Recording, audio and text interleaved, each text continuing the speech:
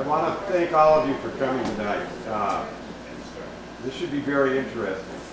And last year at this time, I was walking around the circumference of the high school, and this car comes not at me, but by me. This is Linda, and she says, "Rick, if they need a speaker next year to talk about the 251 Club, I'm your person, and I'll bring Denny along." And I said, "You got a deal." And so when I announced in January when we were figuring out the schedule, I said, Linda Barnard and Denny Barnard are more than willing to be here anytime we want them. We had to pick them up for the 251 Club. And it was one of those, oh yeah, that's a really good idea. So we're going to have a really good talk tonight, and it was a really good idea, and I'm really happy that they agreed to come. Linda Barnard, Denny's up front, and Linda tells me that Denny will be under control tonight. So, so we're all pretty comfortable with that. Right, and I have a clock, which I really appreciate. Well, because I don't like to go on too long. okay, Yeah. that's the same for Denny, right? That's right. Okay. Oh yeah, I got told already. I know some of you, but not all of you, so welcome. I have done this talk at various places for various groups. I've been in schools, I've been in libraries, I've been in historical societies, and I have just one thing to say. Today when I was taking my grandchildren back up to the house, they knew I was doing this, and they all three said, "Don't forget the story about the round schoolhouse." So that's what we're going to end with, is the round schoolhouse, because I've done that at Robinson for the kids. So we're going to talk about some of these towns, but first I thought maybe you'd like to know a little history of the 251 Club, okay? Dr. Arthur Peach, who was actually an English professor at Norwich University and also was a writer for Vermont Life, is the one that started this club in 1954, so it's been around for a while. There are 246 organized towns in the state of Vermont. There's 5 unorganized towns, being Averill, Lewis, and Ferdinand, which are all up in the Northeast Kingdom, and Somerset and Glastonbury, Glastonbury is down near Manchester, and Somerset's down near Bennington. And if you get a chance, go on the web and type in Glastonbury. It's you hike through there if you did the long trail. There's Black a thing flies galore. well, there's also very interesting articles. It's called the Ghost Town. As of now, a little bit of Glastonbury is on Route 7, and we when we did it, the guys in every town shot a golf ball. Denny and our friend Paul would get out and shoot a golf ball. So we couldn't get into. You can't get into Glastonbury unless you hike in. But there's a little section of it right on Route 7, so they decided they were going to shoot their golf ball right there off Route 7. And just as they pulled over, a sheriff pulled up and wanted to know what we were doing. Well, our friend Paul was very quick to come back, and he said, "Oh, I was just getting my hat out of the trunk." So the sheriff bought it, he went on, and then they shot their golf ball into Glastonbury. But go on and read the history of some of the things that have happened in Glastonbury. They're pretty eerie. But it's interesting. And my brother Larry, who worked for the state as a surveyor, has been in there, and it actually was an old logging town, that's what it was. And you can see pieces of the village itself. And I think there's only like 6 residents in there. Averill has quite a few residents. They have, Lewis is the one place in Vermont that does not have 0 population. And somehow we spent 4 hours in there. Don't ask me how, but we did. Ferdinand has quite a few, and there's Silva Conte. It's a refuge, national, and it's got a really nice, you can go in and see, like there's bears and there's a moose and everything. So if you're up that way, I would definitely look at it. It's in the Nalhegan Basin, right? Yeah. And Somerset is where Somerset Reservoir is. That's way down. And people that kayak and canoe like to go down there because they let it out every so often. I think they let out the dam above, the Harriman Dam, and then it comes down. And Somerset only has 2 residents. So There's 3 gores, one being Buell's. Does everybody know where Buell's Gore is up near us? On 17, okay. And Avery and Warren, which are both up in the Northeast Kingdom. And a gore is a surveyor's mistake. And I saw on the web at one time there was 60 gores here in the state of Vermont, but then they all got incorporated except for 3 of them into other towns. And like the unorganized towns are not incorporated. So they mainly, taxes and all that go right directly to the state. That's how that works. And there's one grant called Warner's Grant, which is right next to Warren's Gore. And that was deeded to Seth Warner's wife, Hester, when he died, because he died penniless. He had no money. So they wanted to do something for her, and they gave her this area. So that covers your towns. When we decided to do this, and I told some people, we probably took longer than anybody else in this whole club to complete the towns, 14 and a half years. But we all were working, we had families, we were trying to fit it, and when we first started out, we were just going to do a town a day. Well, that's not, if you really want to get through them before you die, you better not. So we sat down and decided we wanted an agenda to do it. And what we decided was, after we did, Hancock was our first one, and we took all day doing it and decided we couldn't do it that way. So we said, how are we going to do this? We decided to do 4 to 5 towns a day, go into a certain area and try to do one county and get it done and then kind of move along and not be all over the state. We decided that there was another couple that did it with us from Barry, the Hennessy's. So whatever couple picked the towns, they had to do the history, find out the history. And then when we got into the town, we looked for the historical markers, which is one of 4 albums up here that have a lot of the historical markers, the green markers you see along the road.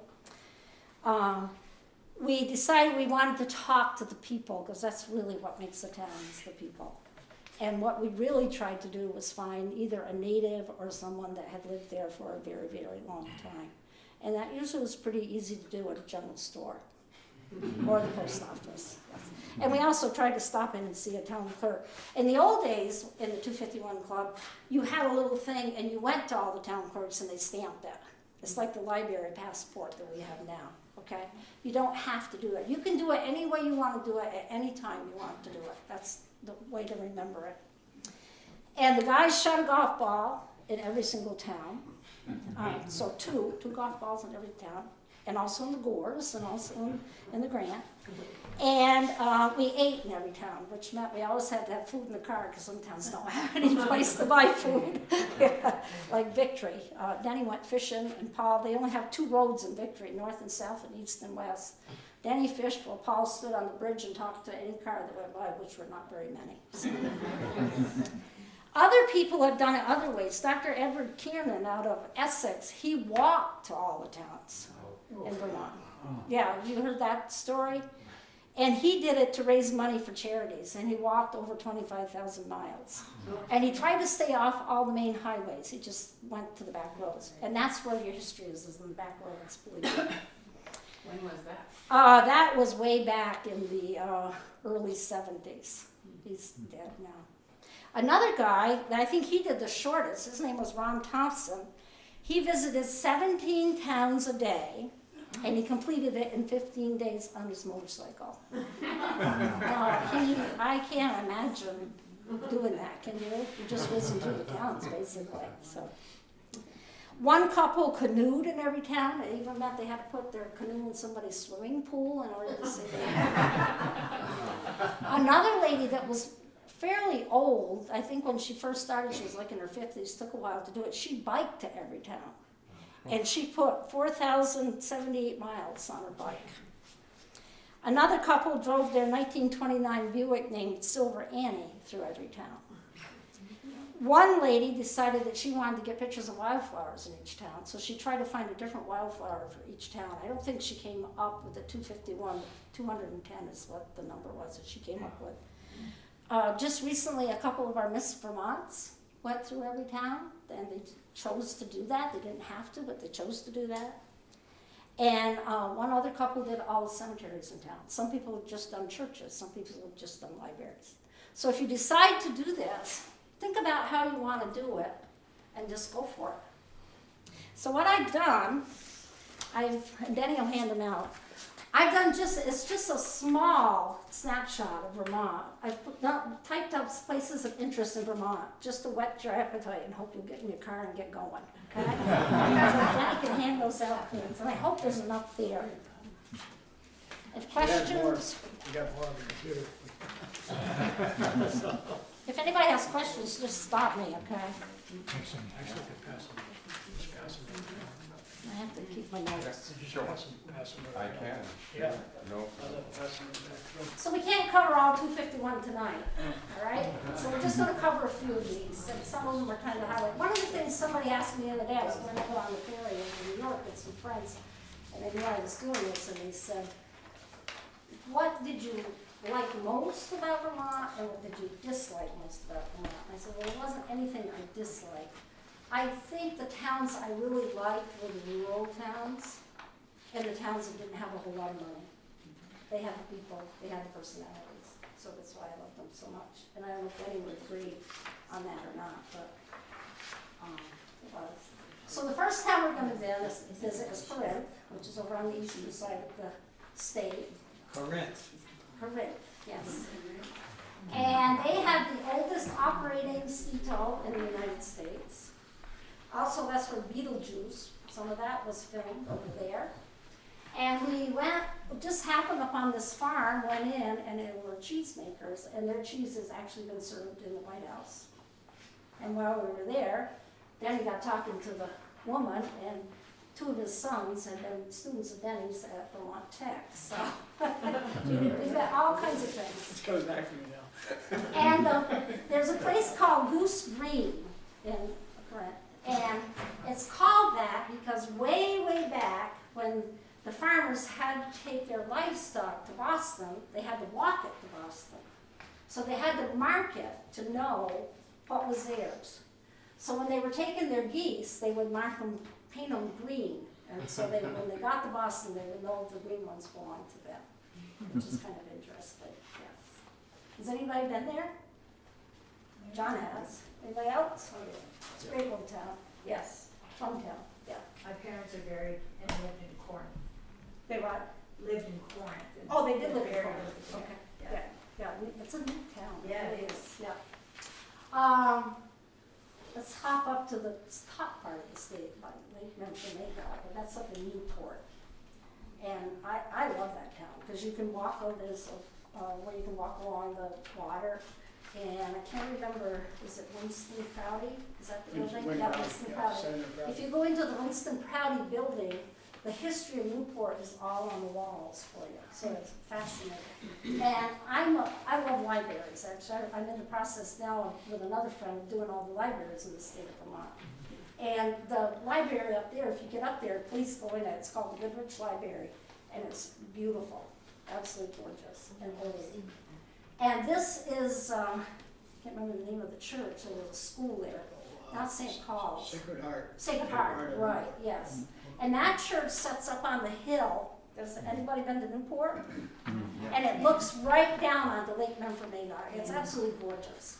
And there used to be a high school and an elementary school there. It's no longer there, but it's a beautiful, beautiful.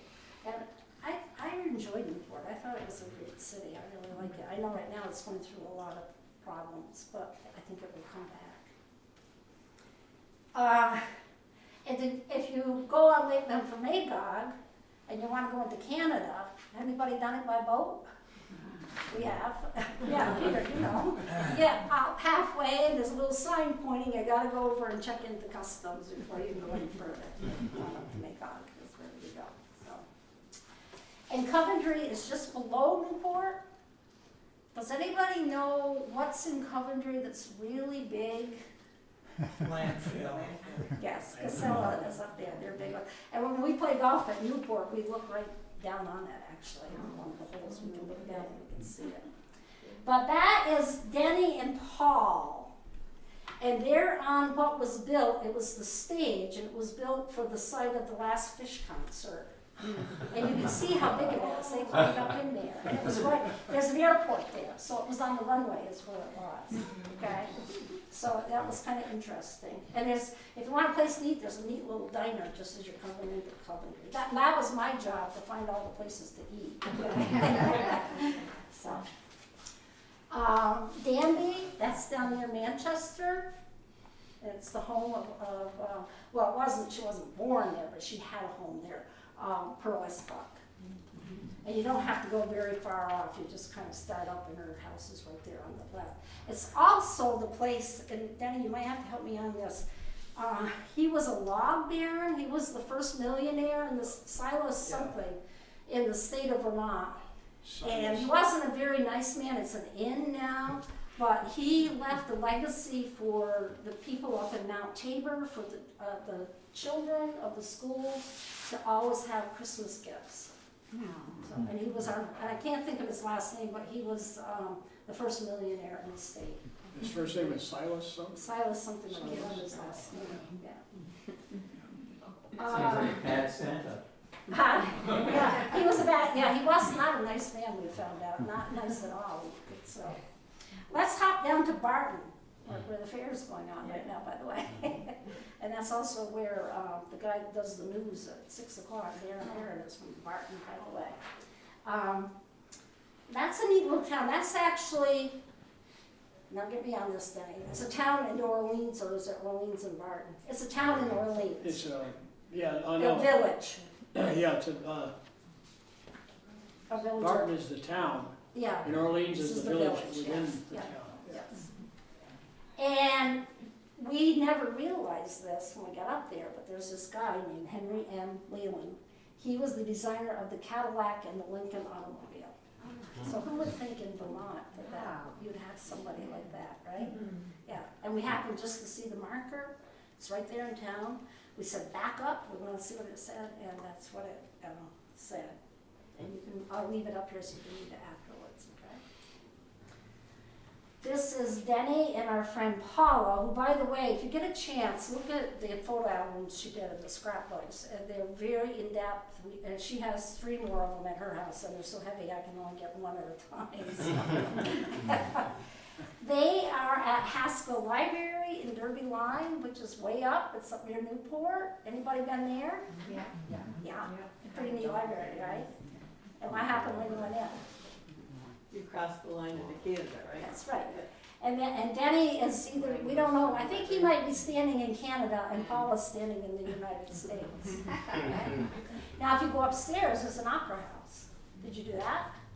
Okay, upstairs is the opera house. The back part of the opera house is in the United States, and the front part and the orchestra pit and the stage are in Canada. And when we went there, our friend Paul got the right idea that he was going to walk out behind the building. Yeah. Oh yeah. Nothing happened, but because he mentioned it or something, and said something, and they said, "Oh no, please don't do that. The minute you go around that corner, we'll have everybody here that you can possibly imagine." So, and I would definitely recommend that if you are going to do the 251 or you're just up there, go and visit it, because it's really, really neat. It's very different. You know, you'll have newspapers that are in English, and you step across the line, and you got newspapers that are in French.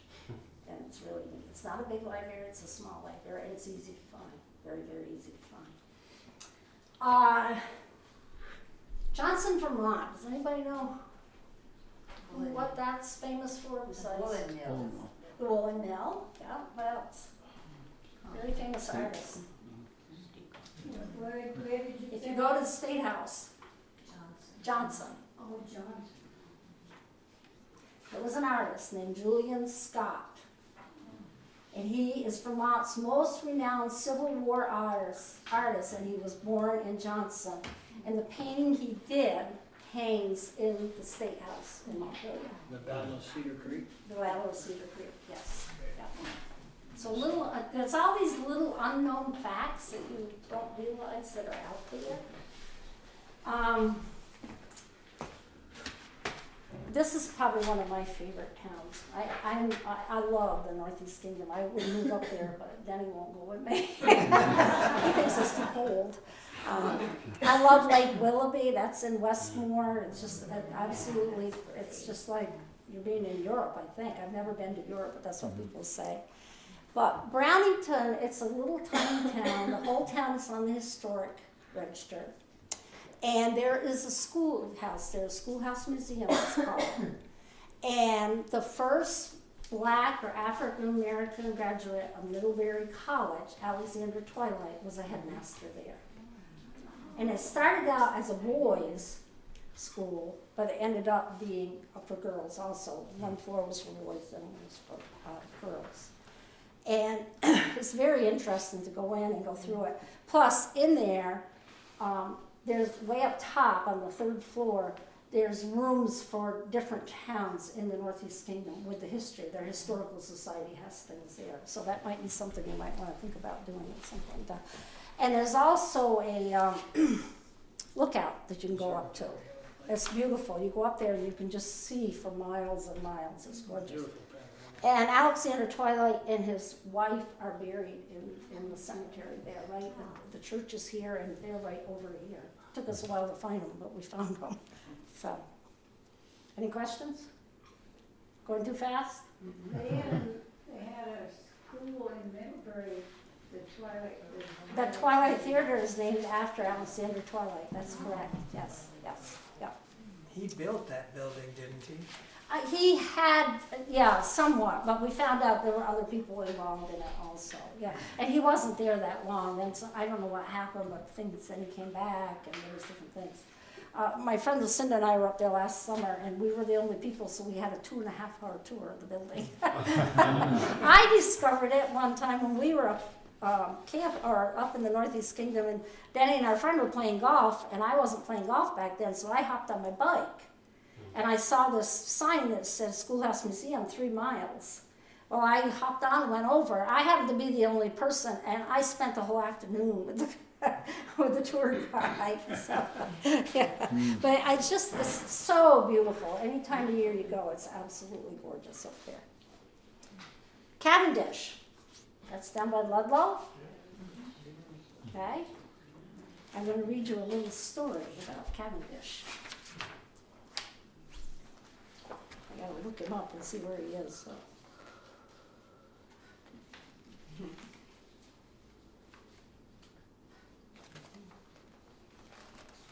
There was a guy named Phineas Gage. Ever heard that name? And actually, Banjo Dan and Midnight Club Boys have a song about him. And there will be a marker. This is the picture. And this is actually in the Smithsonian, is where this is. Okay. Let me just quickly read this to you. Phineas Gage, he needed this job like a hole in the head. Bolted to a rock on Pleasant Street is a plaque commemorating the Gage accident.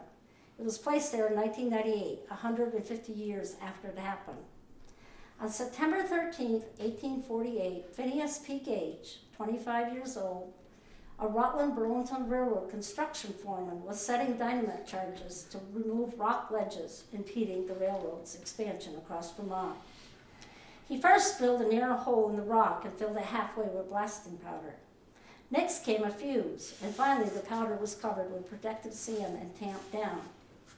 Gage customarily singled one of his men to pour in the sand before he tamped it down, with a rod designed for him by a local blacksmith. Mm-hmm. On this afternoon, however, he gestured to his partner to put in the sand and then was distracted by another worker. When he looked back and rammed his 13-pound tamping rod into the hole, he failed to see that his partner had not added the sand. His rod struck the rock, created a spark, and wow! A tremendous blast propelled the 3-foot, 7-inch rod through Gage's left cheekbone, exiting the top of his skull at a very high speed and landing. Covered with blood and brains more than 100 feet behind him. When his fellow workers reached the stunned Gage, they were amazed to see that he was not only alive, but he was conscious. They carried him to an ox-drawn cart, which took him to 3/4 of a mile back to Cavendish. He was a wreck, got up the steps to the Adams Hotel with a little assistance, and according to the neurobiologist, When the doctor arrived at Adams Hotel, Gage was seated on the front porch and greeted him by saying, "Doctor, here's business enough for you." He was under doctor's care for 10 weeks and then discharged to his home in Lebanon, New Hampshire. So he wasn't a Vermonter, he was from New Hampshire. Within 2 months, he had completely recovered. He could walk, he could speak, he could do everything. But what happened was his personality changed drastically. He had been a really nice person before, and all of a sudden he had a complete turnaround. So he was actually fired from his job in 1850, and he spent about a year as a sideshow attraction at P.T. Barnum's New York Museum, displaying his scars and the tamping iron that caused them to anyone willing to pay for his privilege. His health failed in 1859, and he moved to San Francisco to live with his mother.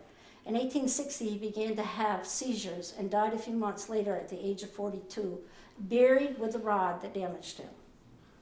In 1990, an autopsy on Gage's body was performed and confirmed that the ruinous damage to the frontal lobes by the rod is what caused Gage's antisocial behavior. That's what caused his change in personality. And the seizures leading to his death were accident-related as well. Both his skull and the rod are part of a permanent exhibition at the Harvard Medical School's Warren Anatomical Museum in Boston, Mass. And they also have been to the Smithsonian. They've had it down there for a while. So that was what Cavendish was really known for, is this game. If you listen to Banjo Band, there's a song about the whole thing. It's pretty neat, actually. Yeah. And there was somebody famous from Russia that lived in Cavendish, too. Who's that? That's right, yes. Yep. And we saw the road where, you couldn't go in there, but we saw the road where his house was, okay? Great book. It's called Vermont Curiosities. Even has the outhouse races in here first, okay? And the other thing, if you decide to do this, get it's called the Gazetteer, is that what it's called, the map? Yeah, get one of those and get an updated one, because sometimes if you're outdated, you'll get on a road that no longer exists, okay? So make sure you get one that's updated. That's how we spent those 4 hours in Lewis. Yeah, basically it was. Yeah, we couldn't find our way out. It was the problem.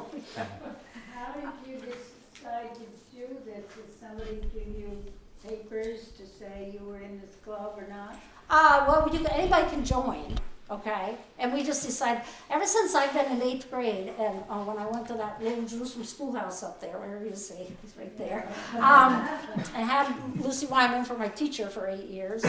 I fell in love with that unit, and it's always been on my bucket list to visit every single town in the state of Vermont. So I think I'm the one that kind of motivated, right, Danny? And then our friends wanted to do it too. Yeah. So. Did they give you any listings of all the towns in the state? No, we didn't. No, you just go out on your own. You just get a map and start clicking them off. That's what you can do. Yeah. Very arbitrary. We had no pattern. We didn't. Yeah, we did in the end. We tried to go by memory. We sort of started out being all over the place. Then we decided we couldn't do that because we'd all be 6 feet under before. So we started.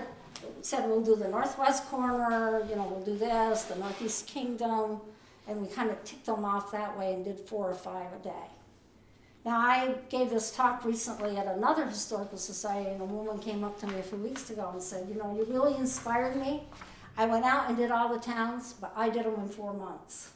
And I said, you did? And she said, to be honest with you, we just kind of drove through. So, you got to plan on some time if you really want to find out what Vermont's all about.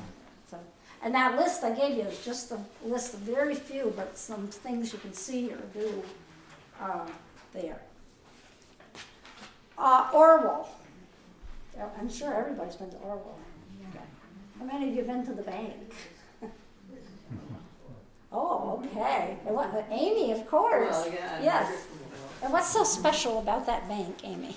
Well, it's family owned. Mm-hmm. What else? It's been bought. Mm-hmm. But there's something else that has that no other bank in the United States has anymore. When you walk up to the tellers, it has the bars on the windows. Yes. And so if you're ever in Orwell, go into the bank. It's really neat. And the ladies in there are great. They'll give you a whole history of it. And it's great. Yeah. And that's also where Mount Independence is. And if you're over 62, I don't know how many people are in here, get your Green Mountain passport. That gets you into all your state parks, it gets you into Mount Independence, Hubbardton, all those places for free. We got it and we paid for it in a day. I think it's $2, that's your, you go to your town clerks. How many people have it? Yeah, Oh, good, I'm glad you have it, yeah, you really want to have that. Stratford, anybody ever been to Stratford? Been through there. You've been through there, yeah, that's over on the eastern side of the state too.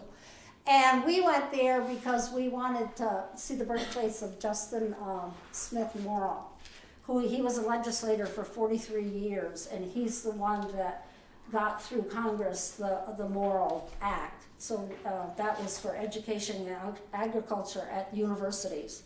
So I believe every university has a Morrill Hall, is that correct? Yes. So if you go to UVM, there's Morrill Hall. Even there's a Morrill Hall at VTC, I noticed when we were there. So if you go there, and it's a pink house, believe it or not, and it's set up just like he was gonna come in and sit down and have supper. It's pretty neat, actually. And you can walk through and get near things, which a lot of places you can't do that, so. And I put, Pulteney. I like Pulteney, by the way. I love it because of the history. The Green Mountain Boys really like Pulteney. They hung up in East Pulteney a lot at the tavern. Because there's Pulteney's like this, then you go up a hill, and that's East Pulteney, okay? And there's the tavern, there's the church, there's the school, and the church has a really neat organ that if you hit it right and they're open, they'll play it for you, which is really, really neat. And right near in East Pulteney is a Jewish cemetery, and it's the oldest one in the state of Vermont. It's pretty neat to go through and see it. And the Jewish cemetery is here, you walk across the road, and then there's another cemetery. It's not Catholic, I think it's like Congregational or something like that. And of course, the college is no longer there. That was one of the things I thought about, things that are no longer there, like, you know, the University of Southern Vermont is gone, that's in Bennington. Green Mountain College is gone, St. Joe's is gone in Rutland. When we went to Randolph, we went to the place that makes the music things. You know, the disc, that's gone.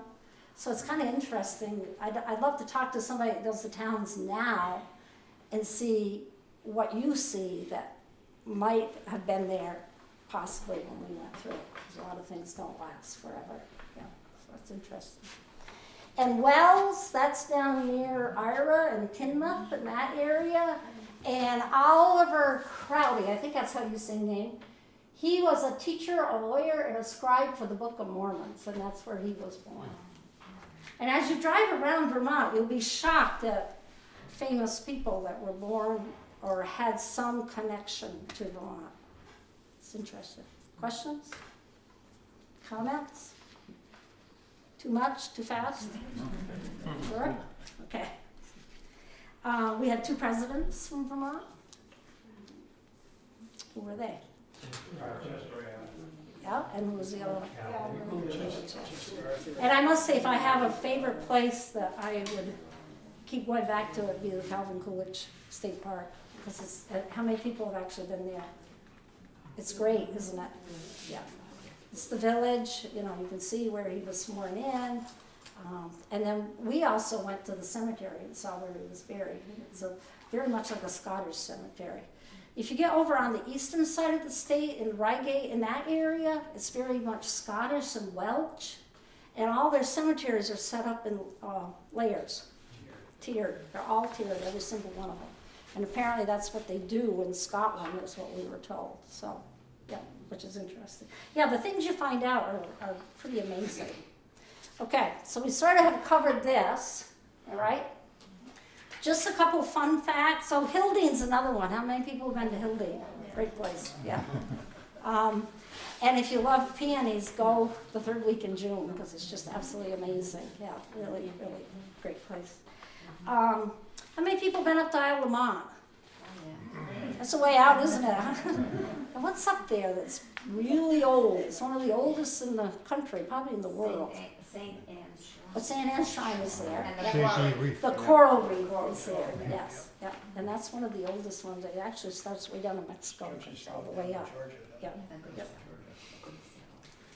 the- Let me just see if there's anything else on here, because I'm gonna tell you about the round schoolhouse. Request of my grandchildren, because I've done this in all the schools and they absolutely love it, so.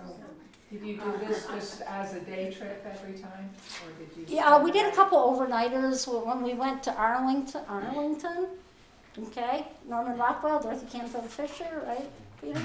Anybody else? There was a few other things. Well, there were 4 other post artists living in Arlington at the same time as Rockwell. Yeah, He was the most famous, but there were sort of a cottage industry for some of the right. artists right. down there. Yes, yes. And did you live right next door? Were you the one that lived next door to the Rockwells? Didn't live, no, that was Bud Edgerton. Oh, that was Bud, right, yes, yeah, because we know Bud well, yeah, yes. No, I posed for him along with all but one of my family. And about 200 other people in town, probably. Yeah, and Bud did, and Bud his did son too, did, yeah. yeah. Yeah, Bud, yeah, being Yeah. next door, he Yes. got in on the ground floor. And those were the paintings that were on Saturday Evening Post. Boy Scouts. right? Yeah. Yeah, Boy Scouts and all that. He Yeah. told that great story in his book about how living right next, in a modest farmhouse right next to Rockwell's, and they were great neighbors, but Rockwell wouldn't paint his house until the Edgertons were able to paint theirs, and then he would paint his. And they were identical houses, if I remember right. Weren't Yeah, they they're only a much few hundred alike? feet apart. Yeah, and they're farmhouses that looked almost the same, yeah. You go down and you hook into Arlington and you look across the covered bridge and they go right out there and that's where they lived, yeah, so. And Kelly Stan, tell me, was that Arlington? It's up near Arlington. It was, it's up in the, That wasn't actually in Arlington. that wasn't I'm not sure if that's Jamaica or what. Well, you what can it is up there. get to it from Somerset Reservoir, I know, because my brother was talking about that and I There's wanted also to the do Kelly it. Stanton Road that goes from East Arlington. That's it, from East Yeah. Arlington. that's where they yeah. supposedly they had the biggest political conference. Something like 15,000 Yeah, people. 15,000 people, and, who was the speaker there? Daniel Webster was the speaker. Yes. It was Right. Tipper Canoe and Tyler too, and That was the Bernie- log cabin campaign, I think. yeah, the log cabin campaign, Yeah. yeah, that's, and they had that speech there, and the biggest group gathered in Vermont. And I loved Arlington too. I just loved the buildings and the streets and everything about it. I also loved west of Arlington, all those little towns in the Meadowy, is it called the Meadowy Valley? Is that what it is? Yeah, that was really kind of neat. I was thinking today, somebody asked me too, what town did you visit that probably was maybe the poorest or didn't really have very much? And I got thinking about it, and I think Reedsboro was, which is sort of southern, kind of in the middle. It's near Whitingham, that area. The flood had done a lot of damage. They had, and also it had been a very active mill town, and it no longer was. And when you came into town, you could see it just wasn't.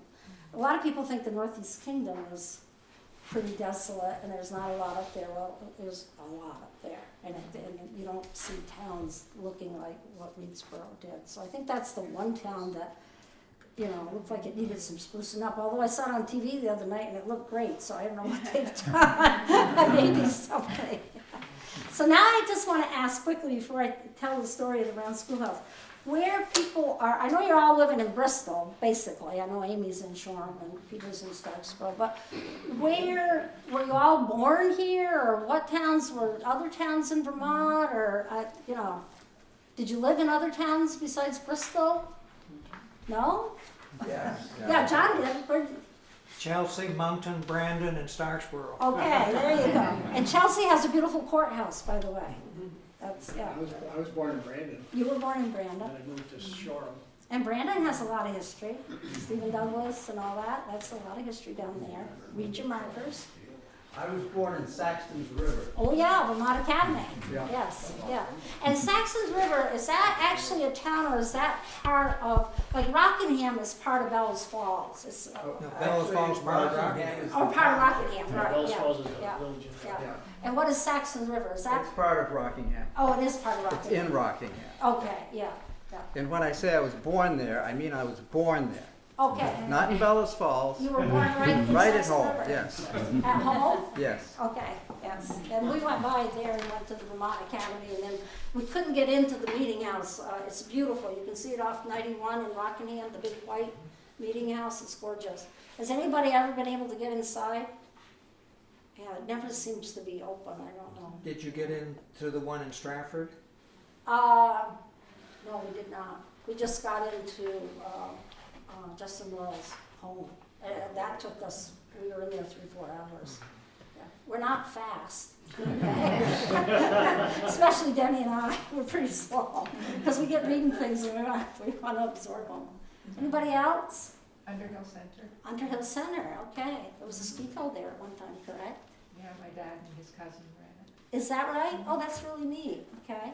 And there's a nice sledding hill up there, yeah. I was born in Rutland, but Rutland. I grew up in Northfield. Oh, Northfield, okay. Yes, I went to school in Northfield most of, I think 11 out of 12 years. So Northfield has a lot of history too, not just because of Norwich, but the railroad, going through that, down through the Northfield area was one of the major arteries back in the 1800s, yeah. And the Dog River's there. Yeah. Well, that's neat. It's a very interesting And area. you were born in Rutland. But I was born in Rutland. Right. Yeah, my parents moved to Northfield because of jobs. Oh, But, okay. Yeah, Okay. yeah. And was it kind of like a mill town when you lived there or not? It still had the Nantana Mills. Uh-huh. Yep. Yeah. Mm-hmm. Yep, that's right. Now it has the socks. Yes, Yeah. yes. Cabot stock. Cabot yeah. socks. That's right. Yeah. That's right. Anybody else? Yeah. Whoops. I'll get to you, John. Well, the first few years of my life were in Berkshire. Oh, My Berkshire. father was born in the house there, which is now a hostel.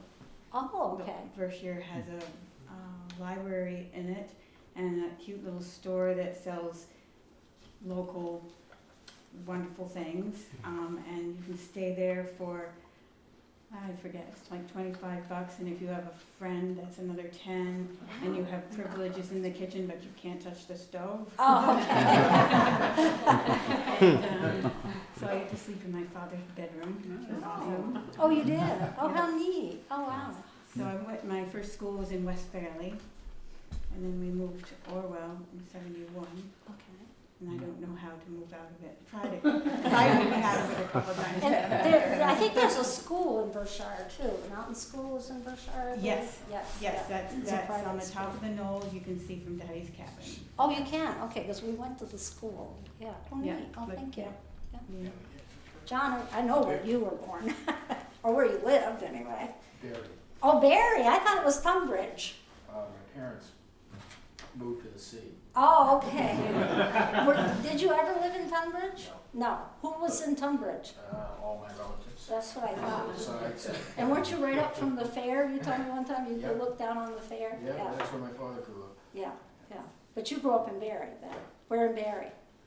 on Trow Hill. Oh, yeah, I know Trout. Yeah, yeah. Were you related to the Whitneys? Nope. There's a big family in Tunbridge, or That was. was the name. And if you go to Barry, one of the things I put it on your little list here, there's Hope Cemetery, and it's Yes, world I've been there, famous. yeah, I've been there. Our friends that we did the towns with, they were over in Italy doing a tour, and somebody mentioned Hope Cemetery, and they knew, over there, they even knew where it was. How many people have been to Hope Cemetery? Oh, go. Yeah. The sculptures are just unbelievable. And our friend grew up in Barry, Paula Saporiti, her father owned a granite shed. So if I want to take somebody there, I always take her because she knows all the history of why that headstone looks like this and what the story is behind it and everything. And I'm sure John probably does too. So, did your dad work in the granite or something? No. Yeah. So. And also, I put on Bellows Falls. It had the first canal in the United States. Can you believe that? It's true. Look it up. And Carlton Fisk, he played baseball there, but I think he was actually from New Hampshire, across the river, right? Wasn't he? From Yeah, New Hampshire. yeah. But he played on the Bellows Falls. Falls Legion team, yeah. And the other one is up in Enosburg, was Larry Gardner that played for the Red Sox. And then, of course, we have Dr. Collins that also played for the Red Sox. He grew up in Colchester is where he grew up. So there's a whole book about Vermont baseball players. My brother has it. which is They very played together with Babe Ruth in 1918 when they won their last World Series before 2004. That's right, yeah.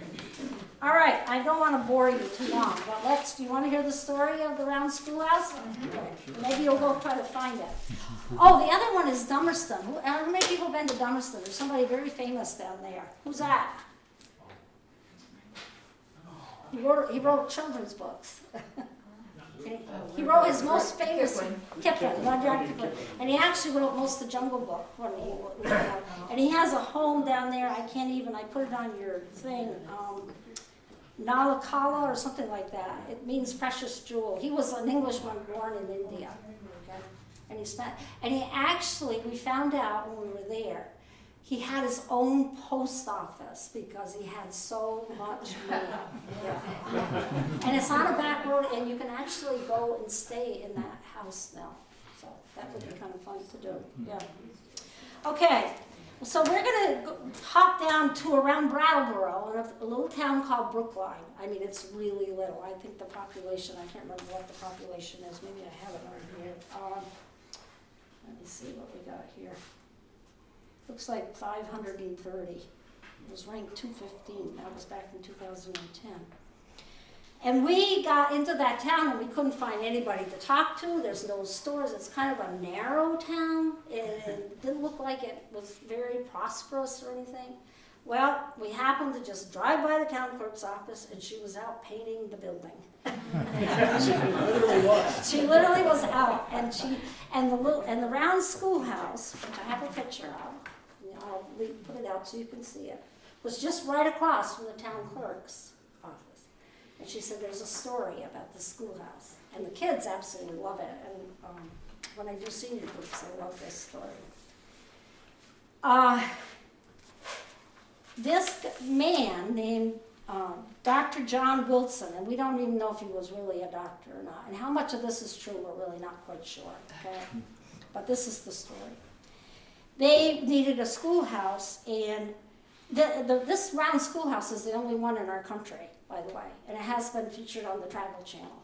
Okay? So there's not another one like it. Well, they needed a schoolhouse, and that was in 1822, and it was designed by Dr. John Wilson, who was from Scotland, and he only taught there a year, and he had 60 students in this little building. Can you believe that?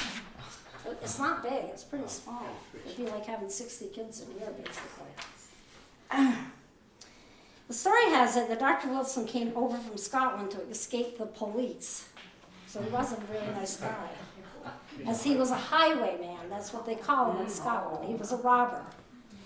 And he thought the best way to survive was to come to the United States. And he came with his partner named Lightfoot, Michael Martin. And they actually ended up in Boston. And Lightfoot stayed in Boston, but somehow Wilson came up to Vermont, got to this area. We're not quite sure how that happened. Supposedly, he had studied medicine at the University of Edinburgh, so he was a doctor also, but we're not quite sure if he ever completed those studies. He was known as Thunderbolt Wilson. Now the story has it, he had some pretty weird things about it. He always limped, he always wore an ascot, and he also wore long gloves all the time because he didn't want anybody to see what had happened to him. Now he'd been in prison over in Scotland. And what they found out after he left was he limped because he had a cork heel, because his heel had been shot off. He always wore an ascot, a scarf around his neck, because he had scars from the neck chains from being in prison. And he wore long gloves because he didn't want anybody to see the marks of the handcuffs.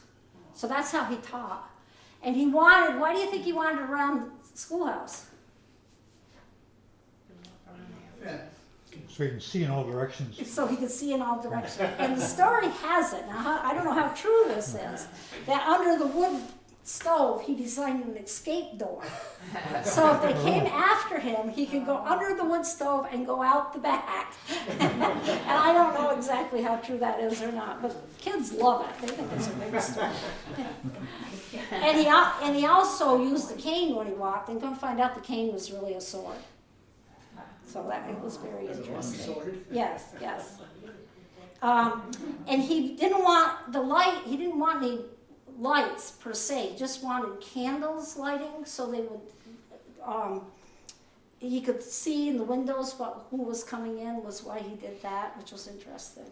And they all sat in a circle, of course. And it was actually a schoolhouse till 1928. It didn't have a lot of students in it. And then the new school was built.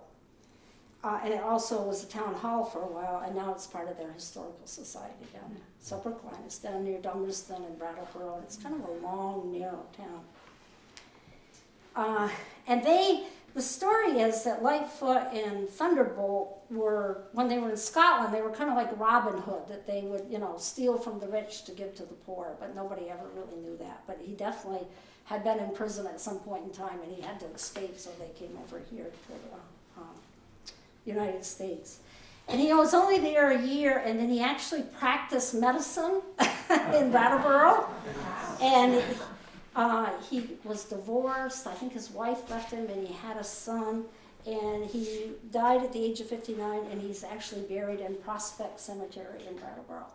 So it's kind of a fun story, and for kids, they just love it. And I actually have more things about it here, too, if you want to look at it. So. And the other grave site that is kind of interesting to go to in Bennington is Robert Frost, up in Old North Bennington. Yeah, we've done that over there, which is neat. I think that's all I have. I think it's enough. Okay? I brought some pamphlets.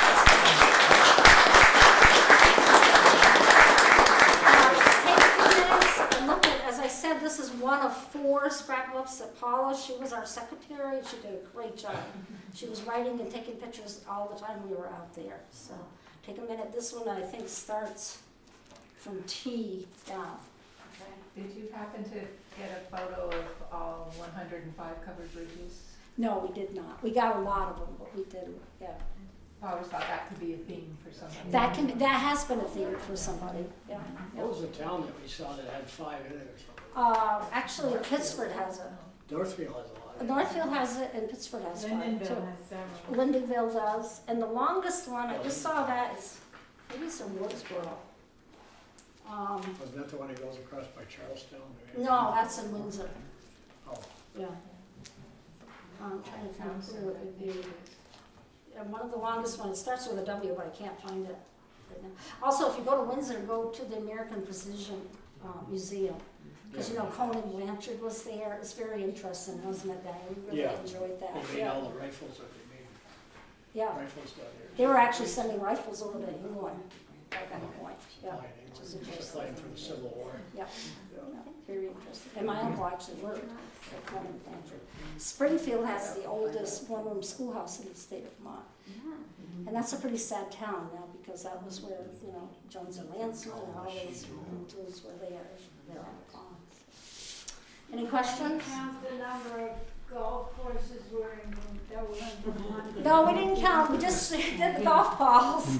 Actually, there was a picture. Denny and Paul actually, they chipped one on the State House lawn up in Montpelier. Yeah. Sometimes it was hard to find a place to shoot a golf ball, because not everybody wanted you doing it, number one. Yeah. Sometimes they had the pot. Yeah. Probably nobody wanted And we to. started with Hancock and we ended with Somerset. A lot of people end with Somerset. That's the one way down in the southern part of the state that only has like 5 people. And it's a huge reservoir, and I think it's Canadian power, isn't it, Denny? Is that what we saw? Yeah, that's it. Yeah, For yeah. power dam, yeah. Yes, yeah. So it was interesting. So does anybody want to go? I'm just going to make a comment. Back when I was in college, I worked for a fish and game biologist, and I never realized how many beautiful lakes there are in the state of Vermont. And if you do take tours, I would recommend that you visit whatever lakes you can, because there are some spectacular ones and there are some cozy ones. In fact, the town of Lewis has Lewis Pond, and that is a little lake that is very isolated. I believe it's like a 10-mile logging road to get to the town of Lewis, and But the waterways that we have here in the state are Yeah. The Northeast Kingdom has a lot of lakes They and do. ponds, they're really loaded. You didn't tell them about the guy up in Ferdinand that we met on the. Oh, that wasn't Ferdinand. Maybe that's, or was Oh, was it Ferdinand, the bear hunter? it? No, or the the guy guy, up the guy in with the Victory. seat cover. Oh, that was in Victory. Oh, that was in Victory. Yeah, Oh. and Victory and Gallup Mills were one of the last places in Vermont to get, I think it was actually 1963 when they got electricity. And of course, there aren't many people there. And our friend Paul, he would talk to a tree if it would talk back to him. So he would talk to anybody he could grab, basically. And there was this little guy that was coming down, there's a radar station in Victory. Up on, is it Standard Mountain where it is? I think that's where it is. Well, he was coming down off there and Paul stopped him and he was such a Vermonter. I know I'm a Vermonter, but I can't even do the accent he had. Paul said, well, first of all, he was driving an old beat up Subaru and his covers on his seat were Holstein cows. And Paul asked him, what did he He say? said, what do you like best about living up here in Victory? Oh, he said, no women. He didn't blink an eye when he said it either. It was so funny. No women. Yeah, we have we met a lot of interesting people along the way. We met a lady over in Rochester, cutest could be, I guess she was like 85 or 86. She makes those peace flags. The ones that, have the world on them, they're purple or whatever. But she was cute because we just ran into her on the green and of course Paul started talking to her and she said she'd just gotten back from taking the old people to the Tunbridge Fair. And we found out she was like 85 or 86, so yes. We could tell you stories all night long. A lot of authors in Vermont, a lot of artists in Vermont. If you go to Grafton, Daisy Turner, I'm sure if you're historical, you know, and they have a beautiful historical building down there also. And if you go into the inn and see the list of all the famous people that have slept in that inn. And Paul Newman has a home in that area. Oh. Yeah, so it's interesting what you find out just by talking to people. Yeah. Well, thank you very much. Thank you. Glad you-